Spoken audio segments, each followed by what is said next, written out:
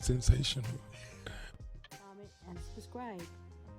Like, comment, and subscribe. Like, comment, and subscribe.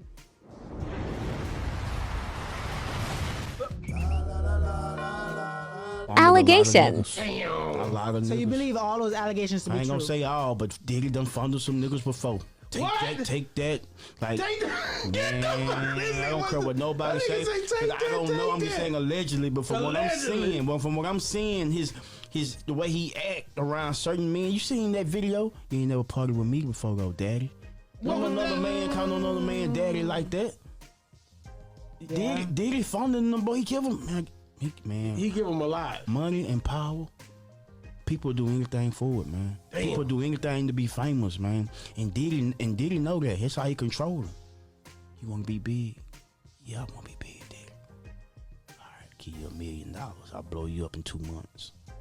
Come on in this room. Oh, damn. And then you go in that room, it's dark than a motherfucker. It's so dark, God can't bring light to it. Dang it, I ain't no. bullshit. No. Start putting them hands on your shoulders and shit. Oh, no. Relax. Pause.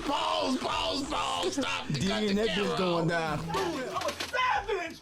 Oh! I'm a savage! Whatever I want, I'm going to get! Whatever I want, I have to get! Jail would be crazy, but I think like career-wise. Canceled officially. Done. Yeah, I think it's over. It appears that Diddy is gearing up to face another legal battle, as he finds himself entangled in a new lawsuit which has all the footage needed to prove he is guilty. His recent string of misfortunes suggests that he might be headed for a stint behind bars sooner rather than later. With a series of scandals and controversies trailing him, it's no surprise he's losing sleep over the mounting pressure. It seems like his luck has run out, and he may soon be swapping his designer clothes for an orange jumpsuit. So, what exactly is going on? Combs was sued on February 26th by Rodney Lil Rod Jones, a producer on his most recent album, who alleged Combs essayed and threatened him while he traveled and lived with Combs from September 2022 to November 2023. In the initial complaint filed in the U.S. District Court for the Southern District of New York, Jones also detailed a shooting at a writers and producers camp at Chalice Recording Studio in Los Angeles on September 12, 2022. In addition to Jones, he said Combs' son Justin, and Justin's friend, identified as G, were there. The details provided in that complaint and an amended complaint, however, differ from information about the shooting provided by Los Angeles police and Combs' attorney, Sean Hawley. The suit also alleges that Combs is part of a RICO enterprise and that he and others are involved in an ST venture. A RICO enterprise is one in which people or groups act together to violate the Racketeer Influenced and Corrupt Organizations Act, which is meant to target organized crime. The complaint is the latest legal trouble for Combs, who has been hit with a number of recent lawsuits, including multiple allegations of SA. The original complaint includes Jones' account that he heard multiple gunshots after a heated conversation in a nearby bathroom. When the bathroom door opened, Combs and his son walked out, and Jones found G lying on the restroom floor in a fetal position, holding his stomach and bleeding out of his leg-hip area, the lawsuit said. Jones said he took the victim to the front of the studio, where an ambulance was waiting. The Los Angeles Fire Department has not responded to a request last week for more information about the shooting. Jones alleged in the suit that Combs instructed him to tell police that Combs had nothing to do with the shooting and that it was committed outside the studio by a drive-by assailant. Jones maintained that G was not shot outside Chalice. The amended filing includes a message Chalice is alleged to have sent to an unnamed person stating, "The shooting occurred a half a block away from Chalice, and it was a result of a robbery. There are police reports corroborating this. Please wait for facts to come out before you start contributing to the defamation of our organization." That lines up with Hawley's understanding of the sequence of events. When LAPD arrived on scene, it was immediately determined, conclusively, that the shooting took place some distance from the studio, she said. The amended complaint also states, citing a media report, that Hawley claimed G went to the studio after he was shot. But Jones' original suit claims police were inside Chalice and witnessed the in the restroom, but still went with the bogus claim that the shooting took place outside the studio. Included in the original filing are screenshots purportedly showing the aftermath of the restroom where G was shot by either Mr. Combs or Jay Combs. NBC News has not been able to identify the red liquid depicted in the screenshots. Jones also claimed he has the clothing he wore the day of the shooting, which he says may have the DNA of the shooting victim. The amended filing also includes a photo photo of Combs purportedly at the studio on the night in question. The filing says Combs and his son were not at the studio when police arrived, and it alleges that Combs and his son hid out in another studio while police investigated, and that they were the first to leave after officers departed. Holly disputed that account, saying, "It is my understanding that Sean and Justin were at a completely different part of the studio when the shooting victim ran into the bathroom." She added that she does not believe police interviewed Combs or his son. As for the LAPD's account, officers responded to a call of a possible shooting early on September 12, 2022, on the 800 block of North Highland Avenue, the same block as Chalice. Police said the victim told them two people approached him while he was next to his vehicle, which was parked on the street, demanded his property, and shot him in the torso after a struggle. 2 months later, police arrested 3 people and alleged they were responsible for a series of robberies throughout the city and possibly others.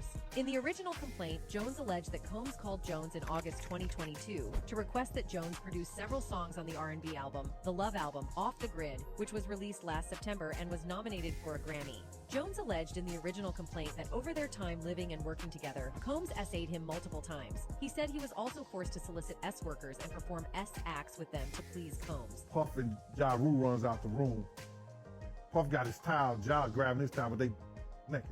You ain't want to come up in there. There was a lot of freakish going on. Just when we thought the drama with Diddy couldn't get no worse, more and more people are coming up from his past to tell their side of the story of what they faced with Diddy. Fans are going over all the things that people that were once close to Diddy are saying, and they're starting to connect the dots. One of the relationships that people are giving the side eye is that of Ja Rule, Diddy, and J-Lo. According to some recent rumors, Diddy tried to use J-Lo to get Ja Rule to indulge in some very crazy activities. This was kind of confirmed by Diddy's ex-bodyguard, Gene Deal, who revealed that this is one of the many tricks that Diddy uses to get men to sleep with him. Child, the details of this story is messy as hell, so I'm gonna need y'all to grab a chair because we about to get into some things. Okay, so most of y'all already know Lil Rod sued Diddy for making advances at him, lacing his drinks, and a whole lot of other very crazy stuff.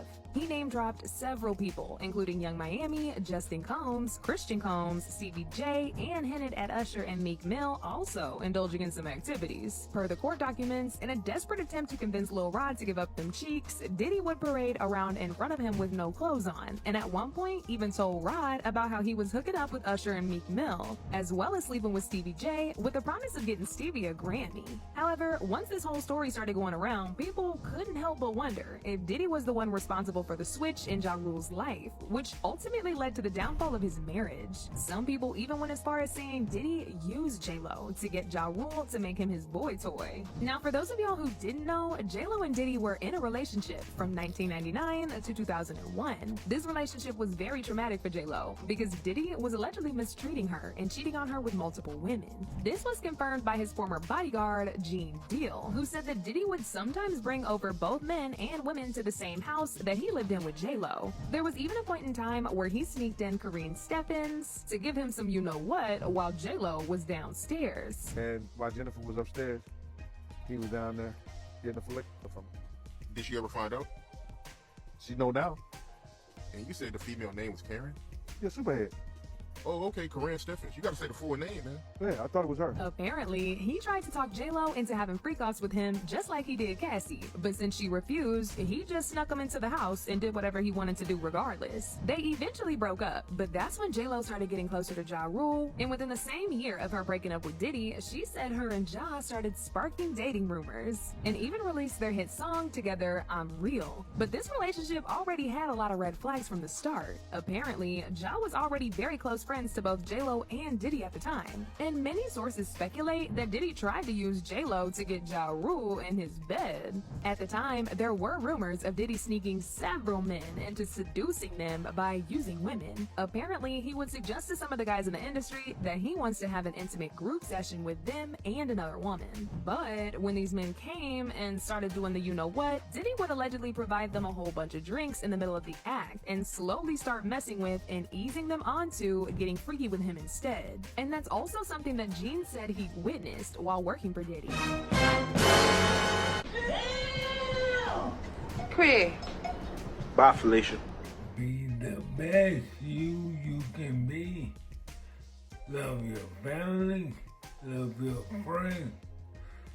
Spread love, not violence, not this virus. As always, Peace.